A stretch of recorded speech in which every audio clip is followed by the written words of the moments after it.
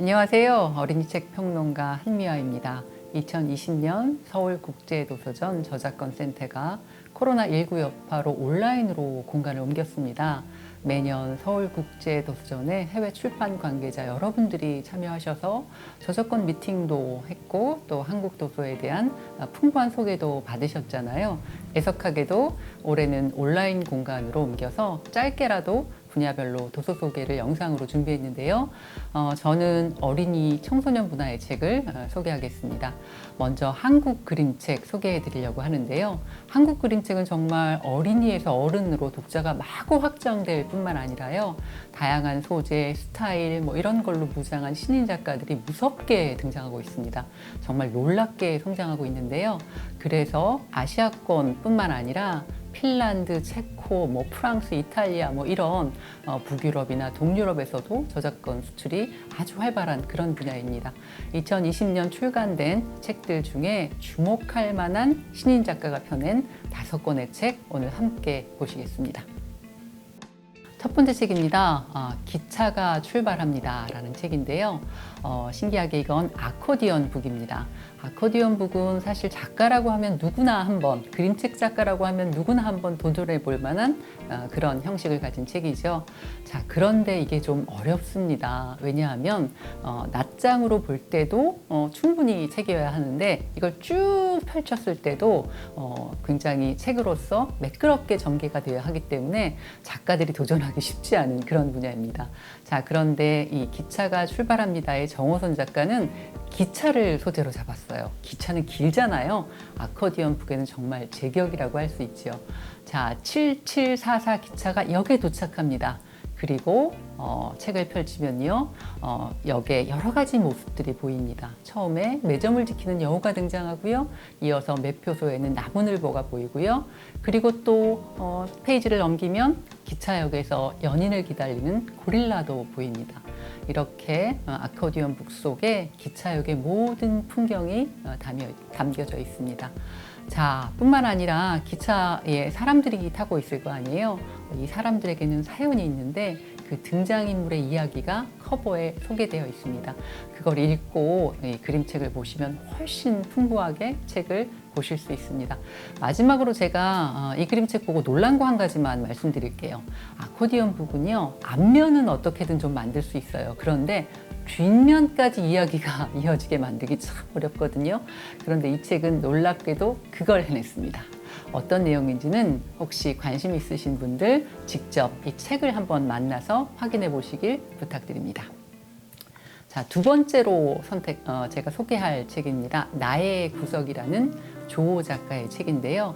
글자 없는 그림책입니다. 물론 글자가 조금 있어요. 그런데 거의 없는 책과 다름없는 그런 책입니다. 한데 이 책은 참 흥미로운 게 뭐냐면요. 어린이는 어린이대로, 어른은 어른대로 자기가 느낀 만큼 이 그림책을 읽고 해석하고 감동을 받을 수 있는 그런 책입니다. 아이들이 왜 다락방 혹은 식탁 아래 이렇게 구석진 공간 참 좋아하잖아요. 비슷하게 이 그림책의 주인공이 까마귀인데요. 까마귀가 아주 구석진 그런 공간을 하나 마련했어요. 그리고 이 공간을 자기만의 방으로 하나씩 꾸며가는 이야기가 그림책 속에 등장합니다. 그래서 처음에는 침대를 드리고요. 그 다음에 책장도 놓고요. 식물도 하나 가지고 와서 키우고 이럽니다.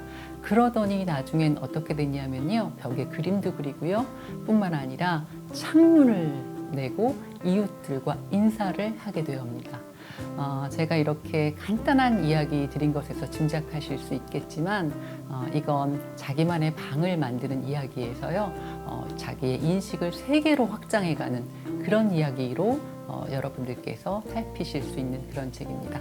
이 책도 재미난 점 하나 말씀드릴게요. 종이책은요, 제본 과정을 거치기 때문에 필연적으로 거터라고 하는 그 제본선이 생기게 마련이죠. 이 책은요, 그걸 아주 잘 이용한 책입니다. 그래서 직접 좀 보시고 그걸 어떻게 살폈는지 한번 만나보시길 바라고요.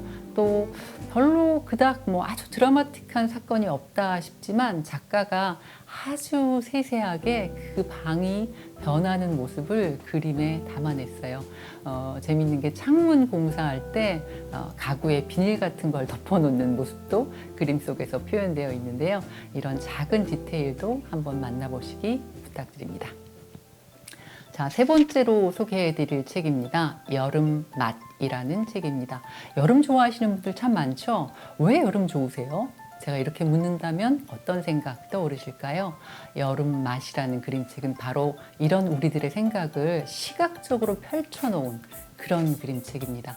여름을 사실 먹을 수 있는 건 아니잖아요. 그런데 여름 맛 이런 단어만 들어도 와, 그 여름밤의 독특한 냄새, 바람 소리, 정취 뭐 이런 것들이요 마구마구 그림책과 함께 떠오릅니다. 실제 그림책에 맴맴맴 초록맛, 돌돌돌 바람맛 뭐 이런 맛깔나는 시적인 글이 담겨져 있는데 이걸 소리내어 읽는 것만으로도 저희들의 오감이 마구마구 일깨워지는 그런 책입니다. 이 그림책은 또 특이한 게 가로가 아주 긴 판형입니다. 덕분에 책을 펼치시면요 마치 왜 파노라마 있잖아요. 파노라마 이렇게 펼친 것처럼 아주 전경으로 여름의 그런 풍경 같은 것들이 확 펼쳐집니다. 그 풍경 속에서 아마 이 책을 보시는 독자분들은 나의 여름 풍경, 어린 시절의 여름 풍경 뭐 이런 것도 길어오실 수 있을 겁니다. 저는 이 그림책에서요 그 마루에 앉아서 간간히 불어오는 바람 이렇게 기다리면서 수박 먹는 장면이 있는데 그 장면 보니까 어린 시절 생각나더라고요. 그림책 보시고 어린이들과 함께 너의 여름 맛은 뭐야? 뭐 이런 얘기하기도 정말 좋은 그런 책 아닌가 싶습니다. 자, 다음 책입니다. 슈퍼 토끼라고 하는 그림책 소개해 드릴게요. 토끼와 거북이 이야기는 모르는 사람 없죠. 이솝 우화에 나오는 그런 이야기입니다. 유설아 작가가요, 이 슈퍼 토끼라는 그림책에서 흥미롭게도 토끼와 거북이의 다음 이야기를 들려줍니다. 토끼와 거북이에서 어떻게 됐죠? 토끼가 잘난 척하다가 방심하는 바람에 그만 거북이에게 졌잖아요. 자, 그렇다면 토끼는 그 다음에 대체 어떻게 됐죠? 자, 토끼는 그동안 정말 달리기 대회에서 상이란 상은 모두 받았습니다. 그러니까 방심했던 거겠죠. 자, 그런데 이렇게 거북이에게 지고 났더니 세상 모든 사람들이 자기를 손가락질하는 것 같은 거예요. 달리기에 달자만 들어도요, 막 괴로워서 죽으려고 해요. 그리고 사람들이 나를 바보라고 하는구나 이런 생각을 하면서 이제 앞으로 절대로 달리기 같은 건 하지 않겠다고 결심합니다. 자, 이렇게 토끼는 그토록 잘 달리는 재주를 썩히고 주저앉고 마는 걸까요? 자, 이런 이야기가 그림책 속에 담겨져 있습니다. 살면서 실수나 실패하지 않는 사람 있을까요?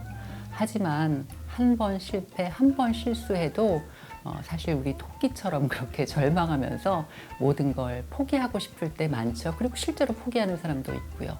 하지만 그림책은요, 한 번 실패했다고 끝이 아니라고 토끼처럼 모든 걸 포기하고 싶은 마음이 들어도 그래도 자기 마음의 소리를 따라서 한 번만 더 해보라고 그렇게 얘기를 해주고 있는 책입니다.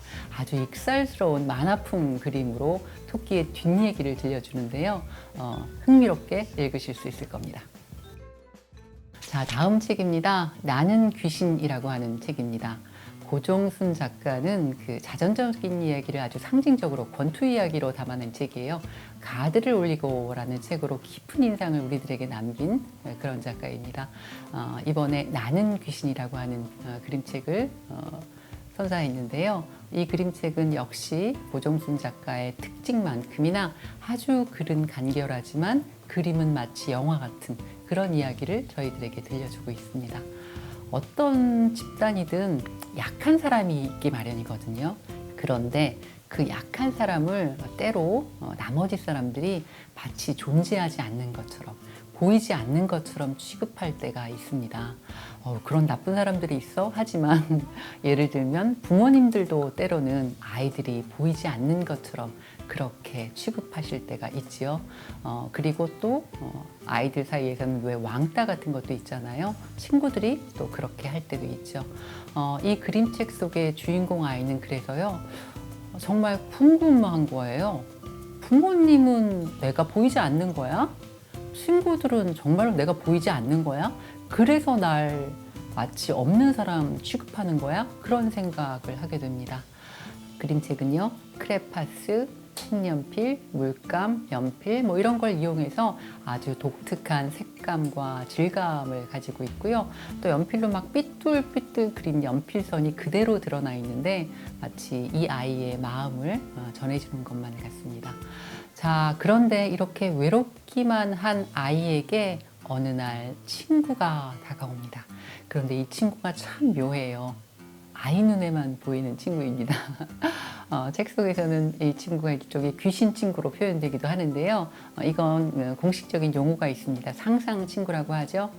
멕시코의 화가 프리다 칼로 좋아하시는 분들 있으시죠? 혹은 그림책의 대가죠. 존 버닝햄의 그림책 속에도 이렇게 상상 친구가 등장하시는 것 기억하실 겁니다. 그런 상상 친구입니다. 참 그런데 신기한 게 뭐냐면요. 이렇게 상상의 친구와 놀던 아이가 조금씩 변하고 어느 날 자기처럼 외롭게 혼자 있던 아이에게 손 내밀 줄 아는 그런 아이로 성장해 가는 것입니다. 이렇게 이 책은 외롭던 아이가 성장해 가는 이야기를 귀신 친구라고 하는 또 그런 소재를 가지고 들려주는 그런 책입니다.